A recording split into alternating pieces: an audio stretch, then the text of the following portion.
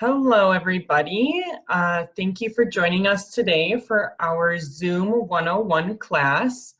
My name is Angie Gunther. I am with the ARC Minnesota, and I'm really excited to be with you to talk about Zoom and to share some tips and tricks and just get everybody excited about Zoom.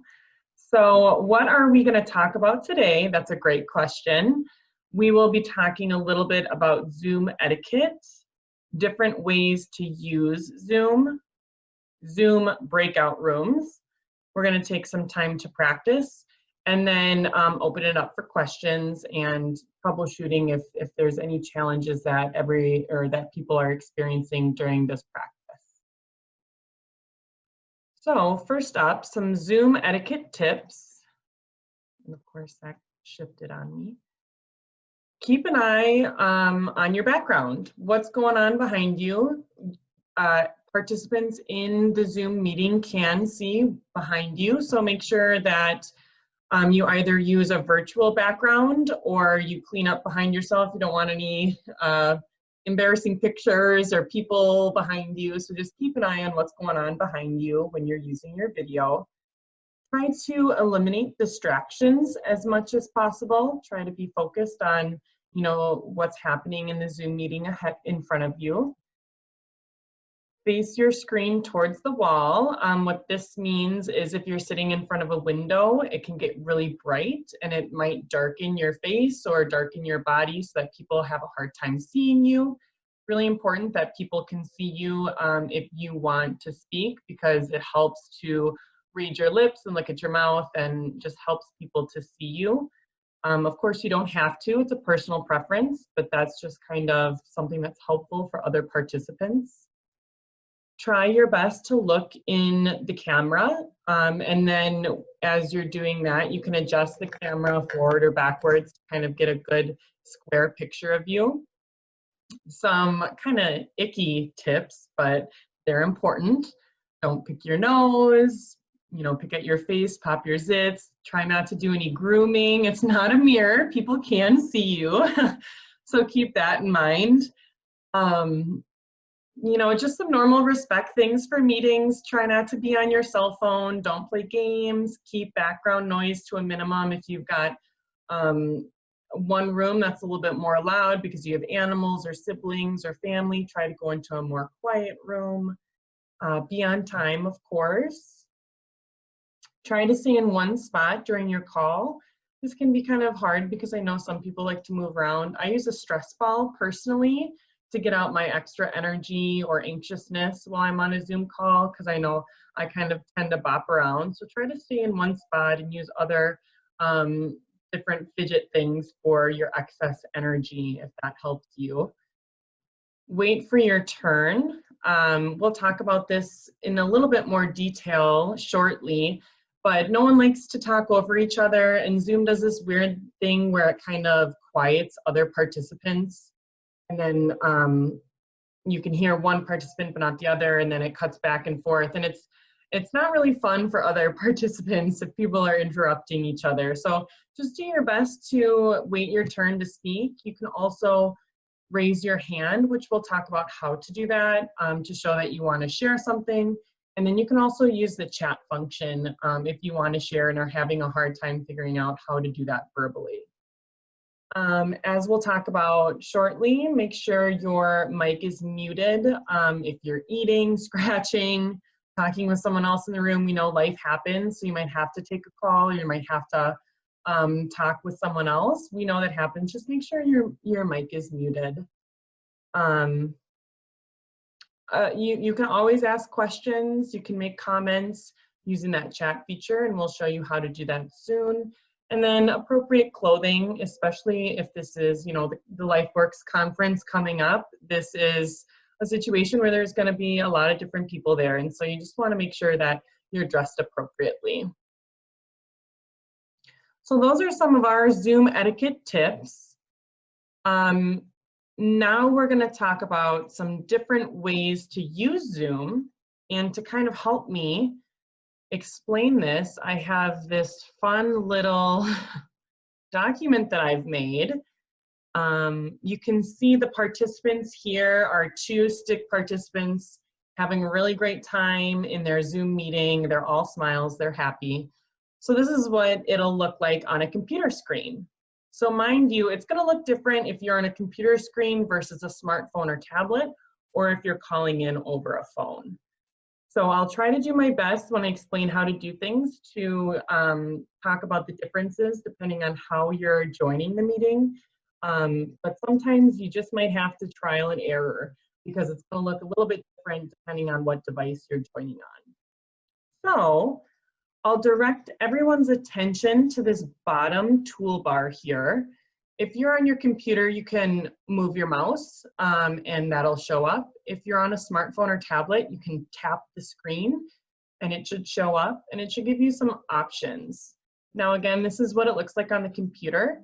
It might look a little bit different. You might have to click the 3 dots or more on your smartphone or tablet to get some of these options. The first button I want to talk about is the mute button. It is a microphone.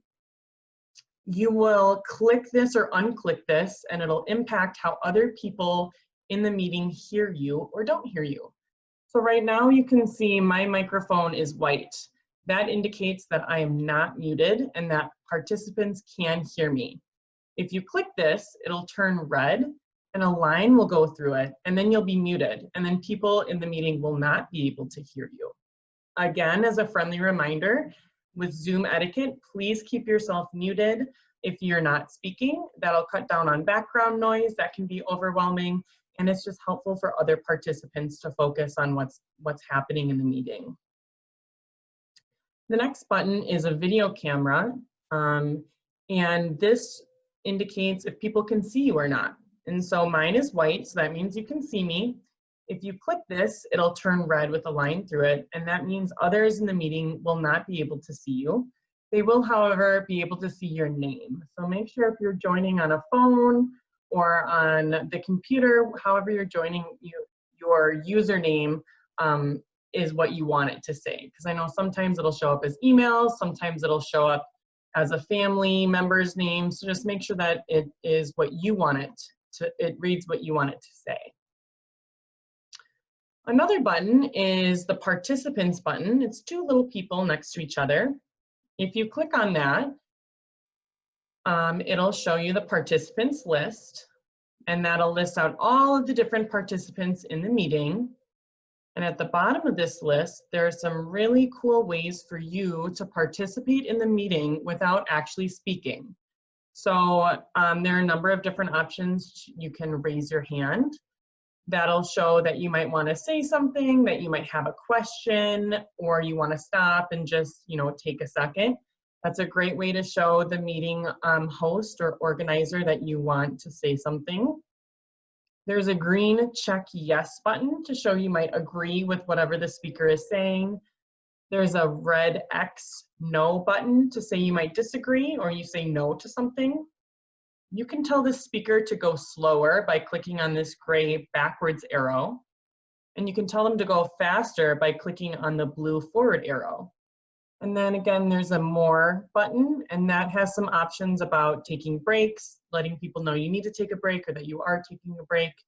And then I believe there's a hand clap and a thumbs up in that section as well.